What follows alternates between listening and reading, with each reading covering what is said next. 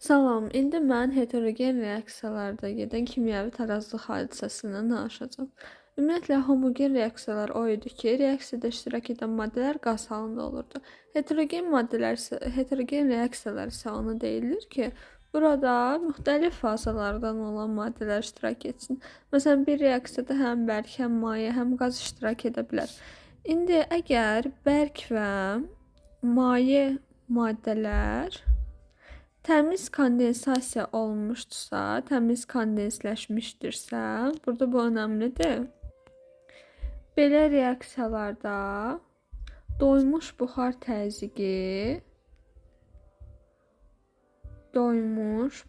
təzyiqi yalnız temperaturdan asılı olur.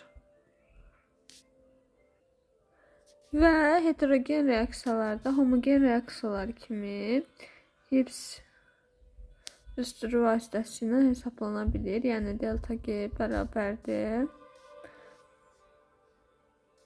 cəm işarəsi Ni I.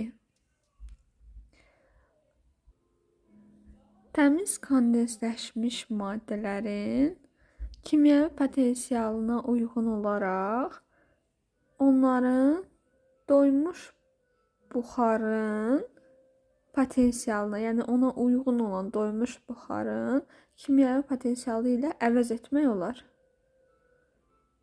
Hər ikisinin kimyəvi potensialını bir-biri ilə əvəz etmək olar.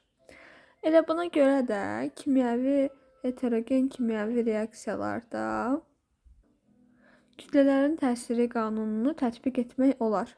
Amma burada bir fərq var. Normalda tarazlıq sabitində heterogen reaksiyada iştirak edən bərk və maye maddələr iştirak etmirlər. Bərk və maye maddələr yalnız onların doymuş buxar təzyiqinin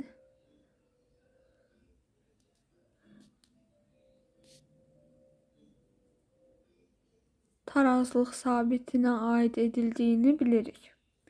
Burada misal olaraq indi bir kalsium karbonatının reaksiyasını yazsaq, parçalanması necə olur? Kalsium oksid və CO2. Ondan sonra buradakı baxaq maddələrin aqreqat hallarına. Kalsium karbonat bərk haldadır, kalsium oksid bərk haldadır. Bunlar kimyəvi tarazlıqda iştirak etməyəcəklər. Tarazlıq sabiti üçün iştirak etmirlər. Yalnız CO2 qaz halda olduğu üçün CO2-nin doymuş buxar təzyiqi tarazlıqda iştirak edir və adlanır dissosiasiya təzyiqi. Burada kalsium nədir? CO2'nin, karbon qazının doymuş buxar təzyiqi istifadə olunur və o da dissosiasiya təzyiqi adlanır.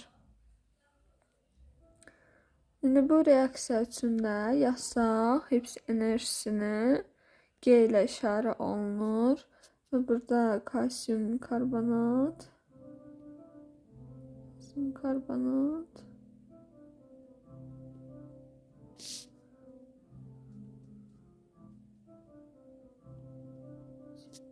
burada sen de birleştirecek.